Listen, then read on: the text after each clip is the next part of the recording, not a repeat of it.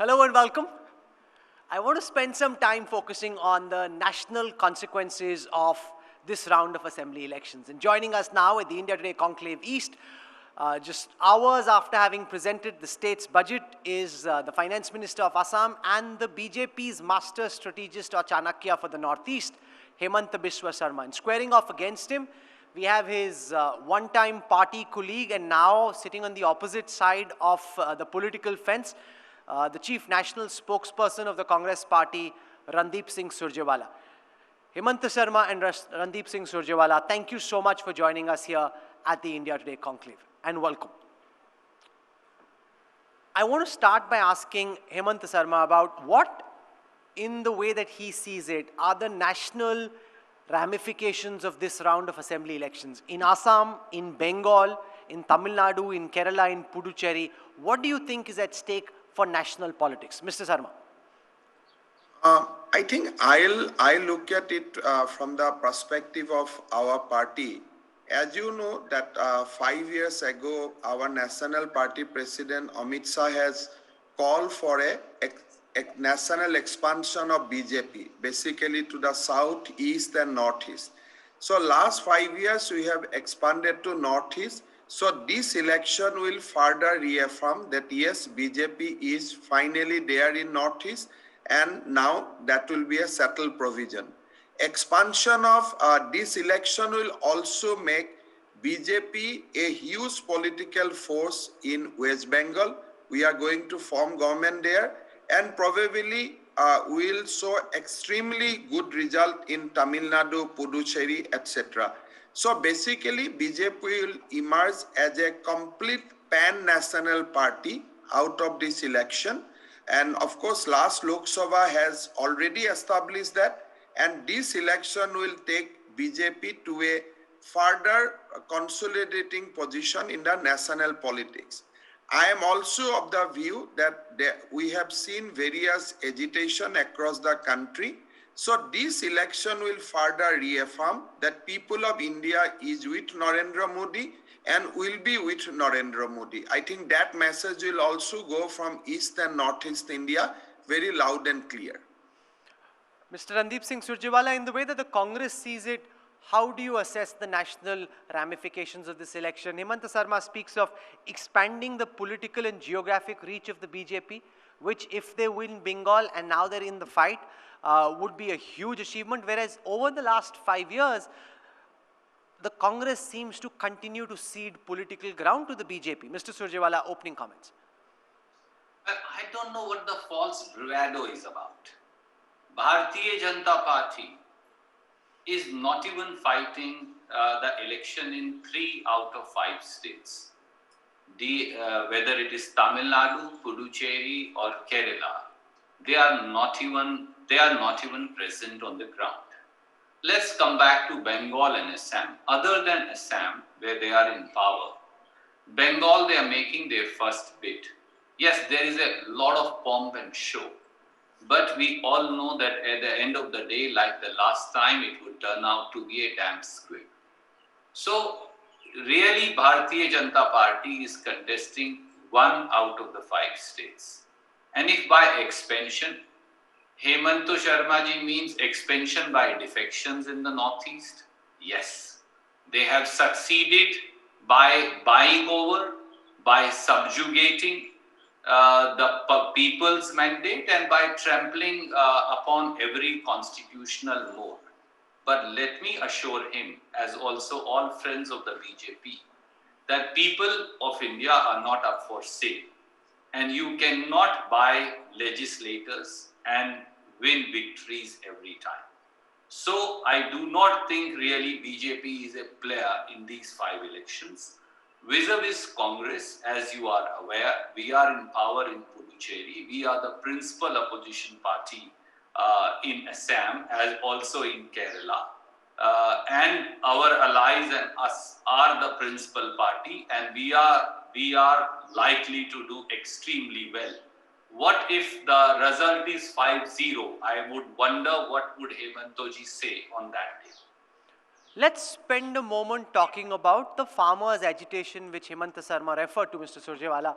And the point is, would you concede that these 5 states, in some senses, not entirely, but will reflect whether or not the point that you're making about the farmer agitation being a national agitation against the Modi government, it having widespread political support, etc., is true? Because if the BJP does well, for example, in West Bengal, is able to retain power in Assam, then would it not prove the point that Himanta Sarma is seeking to make, that this is a very, very restricted agitation and no reflection on the popularity of the Modi government?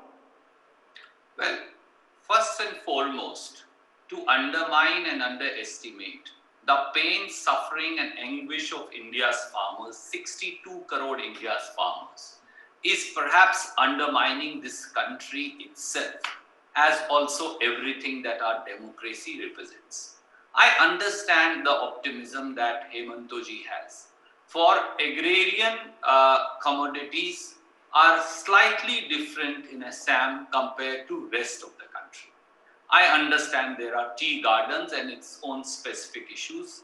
Of course, there is paddy and other crops that are grown. But right from West Bengal up to Kerala and on the other side up to Gujarat and Jammu and Kashmir, farmers in one way or the other, including in Assam, are up in arms. May I just give a very small example, and Hemantoji with his experience and wisdom should be able to answer that. They are saying one nation, one market. Will Mr. Himanta Sharma tell us and enlighten us? How would a tea farmer of Assam bring his product to Delhi or Mumbai or Chennai and be able to market and sell it there? That's an impossibility.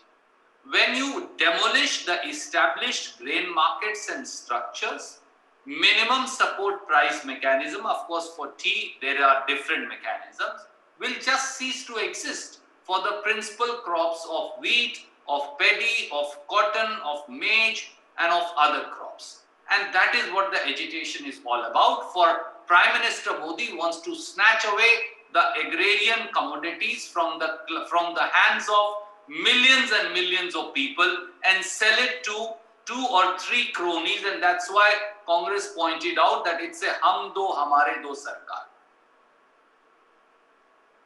Himanta Biswa Sarma, let's spend a moment talking about the Citizenship Amendment Act and NRC, which is a big issue in Assam, and especially in Upper Assam, a lot of reservations around it, and in some senses, the BJP seems to be in a bind, because in Bengal, the view on the CA, NRC is different from the view in Assam.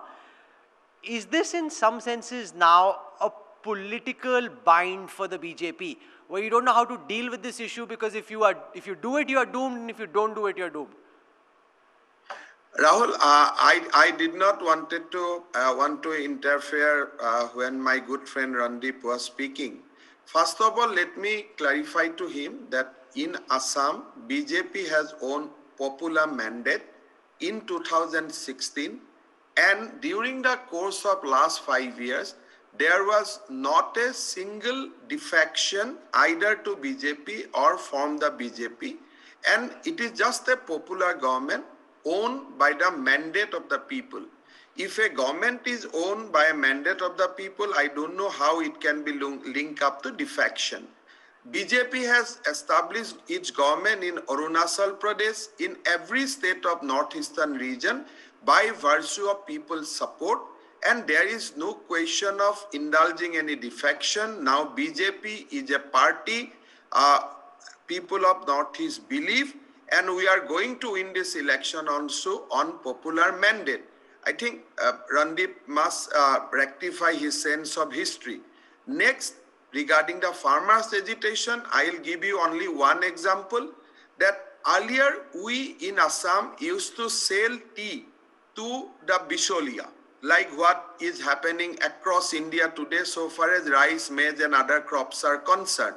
Once we establish e-market networking enter India, our tea prices has jumped up. Now, for the first time in the history, the tea garden owners and the laborers are getting a huge benefit out of one nation, one market. I do not want to go into debate on that issue because our national party spokesmen are answering adequately to the Randeep riotics, but at the same time, by if Narendra Modi is somehow trying to erase the commission system, Bisholia system then I think country should support him. Congress party must remember what Mr. Kapil Sibal has said in the parliament during the regime of Congress party. Congress has a habit of changing people, Congress has a habit of disowning people, but once people of India goes by the remark of Kapil Sibal made in the parliament, I think there will be no two stand that Rahul Gandhi is changing his viewpoint with every opportunity because he sees that in every agitation he can become prime minister, which will never happen in this country. Rahul, now coming to your point on CA, now Assam position is completely settled. Neither in Upper Assam nor in Lower Assam, we are disowning our ideological stand. CA is our ideological stand, and that ideological stand will be applicable to Assam, West Bengal, and to the pan-India. We are not going to say that we don't support CA in Assam, and will not go to say in West Bengal that we support CA in West Bengal. Party stand will be uniform, whether we own or we lost. Party on ideologically remains strong, and we have to support the Hindus and we have to support the minorities from Bangladesh and Pakistan. That is our ideological stand, and we are not going to dilute that. No, some of the comments that you've made, Mr. Sarma, are often very controversial, especially when you said that you don't want the minorities to give you votes. You don't care whether the Muslims vote for your party or not. Now, you've earlier been part of the Congress. Now, as a BJP leader, and that also one of the tallest leaders of the BJP in the Northeast, how appropriate is it for you to be making such comments? No, Rahul, first of all, my stand in the politics is very, very clear. I said in the assembly that we work for the development of the minorities in last 5 years. For the this is the first 5 years in the recent history of Assam where we have not seen any communal conflict, and we have seen development across the states, we have seen development across the communities. But the question is that in Assam, there is a recent development that certain so-called Muslim people has claimed themselves as a Mia, although Mia is a word which is being taken out of reverence, but in Assam, a certain section of people has developed a community, so-called community called Mia. They have developed Mia poetry, Mia language. They want to establish their museum in our Sankardev Kalakhetra. So when I say I don't want vote of Mia, I mean that the cultural groups or ethnic groups who are trying to sabotage Assamese culture. I am not meaning Muslim, although I am very firm and clear that those who are trying to destabilize Assam culture, Assam history, and our long legacy, I don't want their vote. I may lose, but I don't want vote. I do not want the vote who are enemy of Assamese people and Assam's culture. Mr. Surjewala, in Assam, the Congress is tied up with the AIUDF. For the longest time, you didn't want to tie up with the Ajmals in Assam because you thought that the Congress by itself is strong enough to come to power. Now, within 5 years, you have to depend on the crutches of another party, which you opposed for the longest time, whose politics Tarun Gogai used to have huge ideological problems with.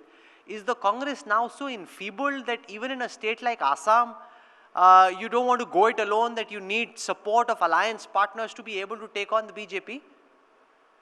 Well, Rahul, there are two important facets that you raise. Firstly, Congress is not in alliance with just one party. We formed a large umbrella coalition of parties, and the party that you named is an important part thereof, that coalition. And that coalition is not for assumption of power alone. That coalition is to rid Assam and Assamese people of the misrule of the Bharatiya Janata Party, whereby doublespeak and deception has become the characteristic style of the Sonowal government. We just heard my learned friend speaking about CAA.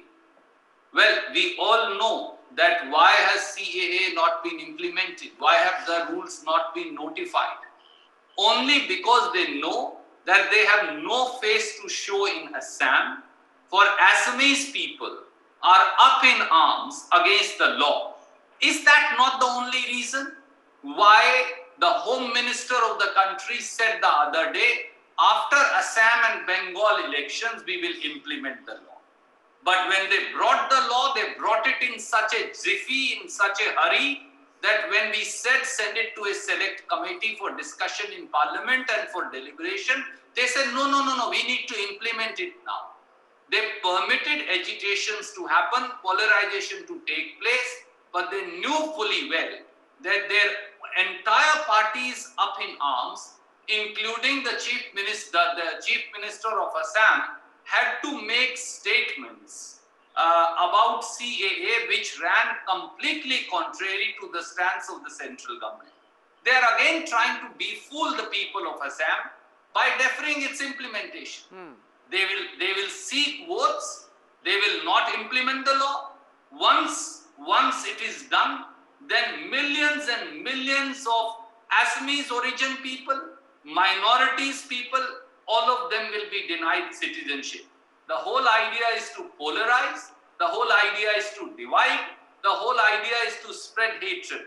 And the coalition that Congress party has constituted is not only for assumption of power alone, but to ensure that there is a broad umbrella of ideological moorings whereby people of Assam, their original culture, as also their traditions and progress is taken care of, and that is the essential fundamentals. We do not indulge in doublespeak and deception like the BJP and the Sonowar government. Dr. Sarma, respond to that.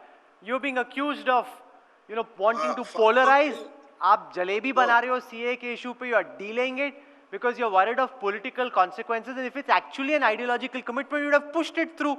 Instead of pushing it now, you're saying let vaccination happen and then we'll see. Yes.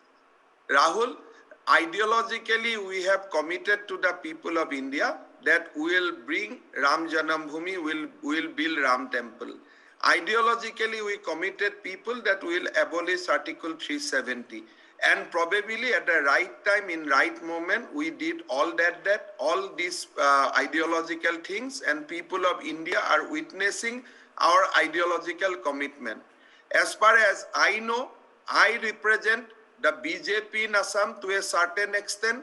I represent government of Assam to a certain extent. And I am saying equivocally in the national television that BJP is not going to dilute its ideological position on CAA. But timing has to be determined by the government of India, considering the present ground situation, present reality of the nation, including COVID-19 and in vaccination program. Rahul, I want to convey my deep congratulations to Randeep Bhai, because you have come out and you are saying that you want to protect Assamese culture with Badruddin Ajmal as a allies. Very idea of Badruddin Ajmal, when a Assamese person heard his name, I think people got so angry, people got so agitated, and you want to take that person in with you and you want to save Assamese culture? The person and the people who has captured our monastery in Botodroba, who has captured the land in Kaziranga, who is destroying Assamese culture, Assamese, the very meaning of Assamese ethos. If today what Congress is doing today by aligning with Badruddin Ajmal, you have betrayed the trust. People of Assam has little trust. What has left with the Assamese origin people with the Congress for all time to come. I am feeling sad because I was in Congress, but the way Congress has aligned with Badruddin Ajmal today, Randeep, make my word, for next generation, people of Assamese origin will not spare Congress party, and people, new generation of Assamese always hate Congress because you have given political space to Mr. Badruddin Ajmal, who is enemy of our culture, who is enemy of our composite Assamese culture. Make my this word, write in this book, write, just remember this, that by aligning with Badruddin Ajmal, you have betrayed the people of Assam. And my request to you, if you have time, if you have some compassion to people of Assam, if you have some good feelings to people of Assam, still tell Rahul Gandhi not to align with Badruddin Ajmal. We will be politically benefited. But I see that Congress will be get away from the minds and hearts of Assamese people for all time to come. You are committing a Okay, so huge Randeep Surjewala, the Ajmals are aligning- considered friends of the illegal migrants who came in, they're helping with documentation, and that's a key part of that vote bank. Himanta Sarma says not just is this political harakiri, this is also against India's larger national interest. Mr. Himanta Sharma has a lot of advice to offer to me, as also to the Congress party, and I thank him for his compassion and kindness. But he forgot to answer as to why did Mr. Sonowal oppose the CAA law, his own chief minister. While he says he speaks for the BJP, but sadly he is not the chief minister. The leader of his party and the chief minister of Assam is Mr. Sonowal and not Mr. Himanta Sharma, much as I would like to see him even as the BJP chief minister, because after all he is a good person and a good human being. But that apart, the solid point remains, they implemented the CAA, they brought it in parliament, they refused to discuss it, they refused to send it to a select committee, they polarized the entire country, and now for over a year, they are refusing to implement it. And none less than the Chief Minister of Assam, who is also the leader of the BJP, under whose face and in whose name Mr. Himanta Biswa Sarma will be seeking votes, opposes the CAA. And Mr. Himanta Sharma here on your television channel says that no, there is a national policy that we will implement post-vaccination. Was there corona when they brought in CAA? Was there corona anywhere in the realm? Why are they trying to mislead the people of Assam? It is the entire Northeast that is being misled by this. And he mentioned Arunachal Pradesh. I just want to take 10 seconds. We saw as to how an entire legislative assembly met in a hotel, and an entire legislative assembly defected, not once, not twice, but thrice. I think if you are talking about expansion by defection, Arunachal Pradesh is an ideal example, and many other states in the Northeast. So let's face facts and reality check. Instead of abusing an individual or a political party, Mr. Sharma may like somebody, Mr. Sharma may not like somebody. But I believe that he can contribute to the development of Assam, even though we may be on the opposite sides. But the truth remains that they only believe in deception as also hoodwinking the people of Assam and the entire Northeast. And I think that would be decided in these elections. Do you feel bad, Dr. Sarma? Respond to what he said. But a lot of people who track your politics, track the politics of Assam and the Northeast have this question. Do you feel shortchanged that you were number 2 in the Assam government when you were in the Congress and you're number 2 now, whereas given the political value you've added to the BJP in Assam and across the Northeast and your popular support on the ground, many on the outside, like your well-wisher or so-called well-wisher Mr. Surjewala, believe that you're more than competent to be the Chief Minister of Assam? Yes, Rahul, when I was in Congress party, they did not even consider me to be a minister in government of Assam because I resigned in 2014 and till 2016, they did not remember my name also. But let us not discuss this personal issue. First of all Congress legislature party also met in hotel.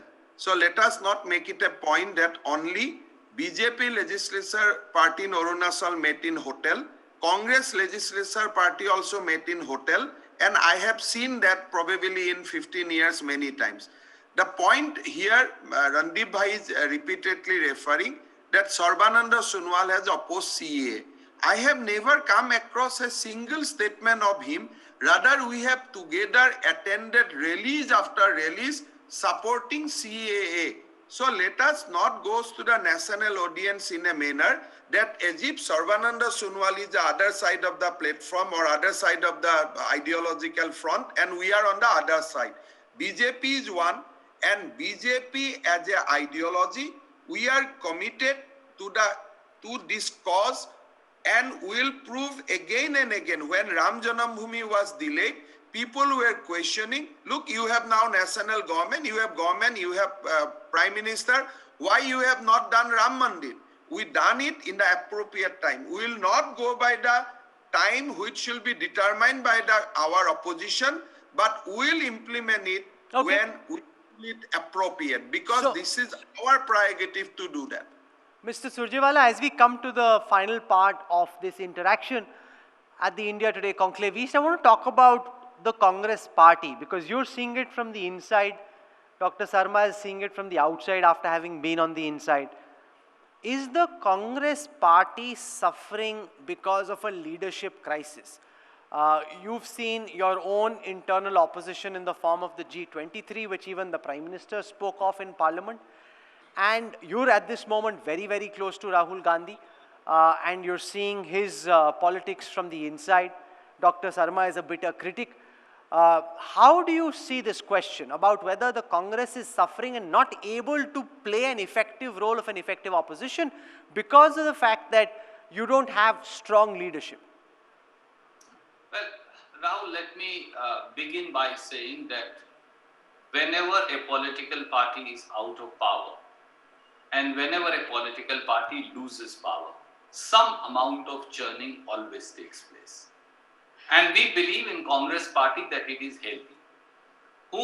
Whom Prime Minister would like to call dissidents, for he doesn't think that Mr. Murli Manohar Joshi or Lalkrishan Advani ji or Sanjay ji or many others whom he has forcibly and compulsorily retired and sent them to another era were dissidents. We believe that people who have a viewpoint, whether it is the so-called 23 leaders or others, they are always given a space to say what they want to say and will still continue to be part of our family and contribute to the growth of the party.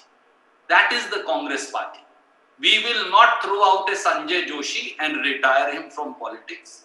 We will not retire our own Guru Lalkrishan Advani or Murli Manohar Joshi ji. We will not forcibly retire Kalraj Mishra ji and many others, a long list of people who were opposed to Narendra Modi ji and Amit Shah ji. But that is for them to decide. But it shows the culture and character of a party and its people and its leaders. Mr. Rahul Gandhi, some may like him, some may not like him, which is perfectly okay in a democracy. Everybody cannot like him, like everybody does not like Mr. Narendra Modi. Has the capacity to assimilate criticism, to face criticism, not be dejected about it, and to forcefully carry out the ideological moorings as also ideas of the Congress party forward.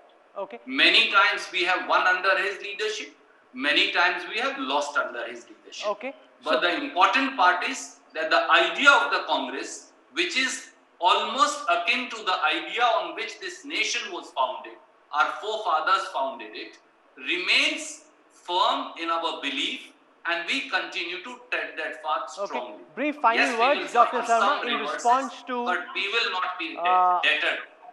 The leadership crisis in the Congress. Final words. Rahul, I do not want to comment on the leadership crisis of the Congress party because Randeep bhai may be a little upset with me, but all along I am saying that the way Congress party is managing, the way they have converted it to a family affairs, I am all along saying that Congress party will not able to come back, and also the leader who is in abstaining. I mean, with an abstain leader, when there will be action in India, your leader will be found in another country of the globe. So I think with that kind of leadership, you cannot compete with Narendra Modi. And if you, anytime, I always believe that let Rahul Gandhi continue to be in Indian politics, because as long as he is there, Congress will not come back to power. You cannot dream of coming back to power. But one thing I must congratulate Randeep Bhai for remembering so many towering personality of BJP party. I am very happy that you have remembered so much grand leaders of our party, and I am sure that the way you are now almost analyze every personality of BJP from Lal Krishna Advani ji to Murali Manohar Joshi, you will inspired by their sacrifice. You will be inspired by the dedication of their commitment to the nation, and you will be with us soon. I am very much convinced about that. अरे ये तो आपको job offer देके चले गए mister Surjewala. He is offering you to join the BJP. इतना बढ़िया आडवाणी जी का बारे में बोला, इतना बढ़िया He is seeking to poach you. बारे में बोला, मेरा तो गर्व हो गया. He has poached so many in the northeast. He says आप भी आ जाओ. राहुल जी, हेमंतो जी बहुत अच्छे आदमी हैं. थोड़ा सा राजनीतिक तौर से रास्ता भटक गए हैं, पर उनकी घर वापसी भी कभी ना कभी बहुत जल्द आगे आने वाले समय में होगी. और फिर हम तो मेरे से भी टेलीविजन चैनल को जानते हैं. So counter job offer, Dr. Sarma. BJP leaders का बारे में रणदीप भाई आप जानते हैं, मेरा तो गर्व हो गया. इसलिए मैं जब कांग्रेस में था, इतना बीजेपी का बारे में मेरा रिसर्च नहीं था. आपने इतना बढ़िया रिसर्च किया है, right from Lal Krishna Advani to Murli Manohar Joshi to Kalraj Mishra. I am sure you will be inspired by दोनों पार्टियों के एक्सपर्ट हो गए, तो अब तो दोनों साइड को जानते हैं. Okay, I'm going to leave it over there. A job offer, a counter job offer, ghar vapsi, and okay, you come join us. Let's see what happens. Randeep Singh Surjewala and Dr. Himanta Biswa Sarma for joining us at the India Today Conclave-East for a national conversation in the middle of this Bengal election. Thank you so much. Thank you.